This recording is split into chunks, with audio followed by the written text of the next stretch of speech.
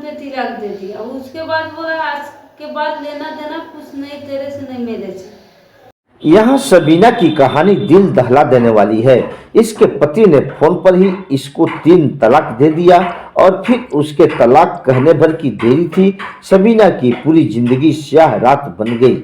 अब वर्जीनिया की सबीना अपने बच्चे के साथ रक्सौल में रंजीत सिंह की संस्था स्वच्छ रक्सौल में अपना जीवन गुजार रही है।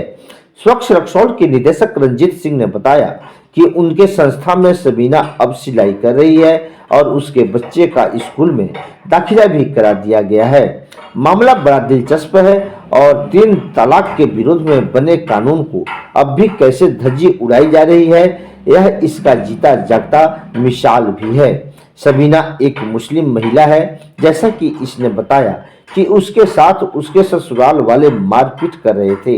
इसकी सूचना इसने अपने पति को दी जो लुधियाना में काम कर रहा था। उसने उसको लुधियाना चले आने को बोला।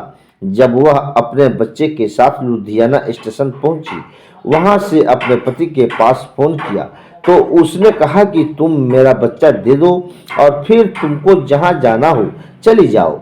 इसका उसने विरोध किया और 3 दिनों तक वह लुधियाना में उसका इंतजार करती रह गई, लेकिन वह आया नहीं और उल्टे अपने घर चला गया, जहां उसके घर वालों ने उसकी दूसरी शादी भी करा दी।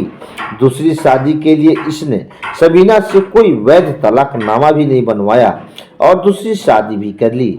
आज सबीना के लिए एकमात्र आशा की किरण स्वच्छ रक्सौल संस्था बना है, जहां वह प्रतिशोध की जिंदगी जी रही है और इसके बच्चे का भविष्य संस्था के संस्थापक रंजीत सिंह बने हुए हैं। यह हाल एकमात्र सबीना का ही नहीं है, बल्कि ऐसी कई सबीनाओं की जिंदगी धर्मांधता की दलदल में दबी हुई है, जिनके लिए शासन और प्रशासन को कुछ करने की जरूरत है। आइए सबीना से भी उनकी जिंदगी की हकीकत जानने का प्रयास करते हैं। उसकी कहानी सुनकर आपका भी दिल दहल जाएगा और वर्तमान में चल रहे इस प्रकार के कारनामों से आपका जी भर जाएगा। अगर कोई भी कमी बेसी हुआ है तो मेरे घर वाला के पास चलो लेके, और जो कमी बेसी उधर है मेरे से, अगर कोई गलती हुआ है तो मेरे घर वाला को बताओ, सबके सामने बैठा के कोई भी मामला का हल निकाले। तू क्या करेगा नहीं करेगा। हाँ, तो उसके बोला क्या मैं तेरे को तिलाक दे रहा हूँ।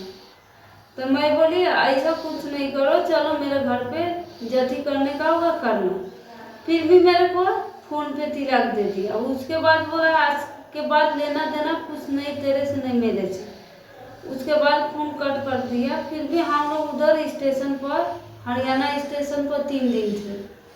3 दिन थे। उसके बाद मैं सोची आएंगे, लेकिन नहीं आए। पहला दिन इंतजार करे, दूसरा दिन इंतजार करे, तीसरा दिन भी नहीं आए। उसकी माँ उसको फोन की, ऐसा ऐसा बात बताए।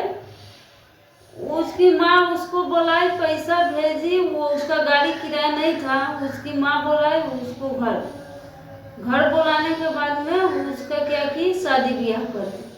शादी ब्याह करने के बाद में जब मेरे पास एक लड़का है, अगर कोई भी मेरा गलती रहता तो तू सामने मेरे बाप मतारी की पेश करता ना ले जाके, लेकिन मेरे को ऐसा कुछ नहीं किया। बोला मैं तेरे को तिलक दे रहा हूँ, फोन पे तिलक दे दिया। अब मेरा मोबाइल था तो स्टेशन पर चोरी हो गया था, मेरे बाप मतारी से बात हुआ नहीं। उसके बाद मेरे बाप मतारी को बोला ऐसा इंजाम लगा के गलत से तेरी लड़की मतलब दूसरे लड़किया के साथ भाग गई है, मेरे को साइन करके दो, मैं शादी ब्याह करूँ। आप तो तलाक लिया था? नहीं, हाँ पहले ही जब तलाक का बात हुआ ना, फोन पे तलाक दे दिया, उसके बाद साइन करके लिया। जब वो सोचा इसको किधर नहीं बातचीत हो रहा है, इसका खबर नहीं मिल रहा है, तो मैं तलाक कैसे हो जाता है कि मौलवी साहब के सामने होता है? नहीं, जैसे हम लोग में है ना उर्दू के हिसाब से, तो लड़का लड़की जब राजी होगा छोड़ने को तो मौलवी साहब आते हैं उसके पास। बस मौलवी साहब मैं पहले समझाते बुझाते हैं, अगर जिसका राजी जैसा होता है तो लड़का लड़की सामने रहेगा, एक दूसरे को मतलब साइन करके देगा, तिलकनामा का कागज बना के देगा। तो उसमें देखो सर, शादी मेरे से हुआ था, मेरे बाप मतारी से तो नहीं हुआ था। एक उसका बच्चा मेरे पास था, मेरे बाप माता के पास नहीं थे।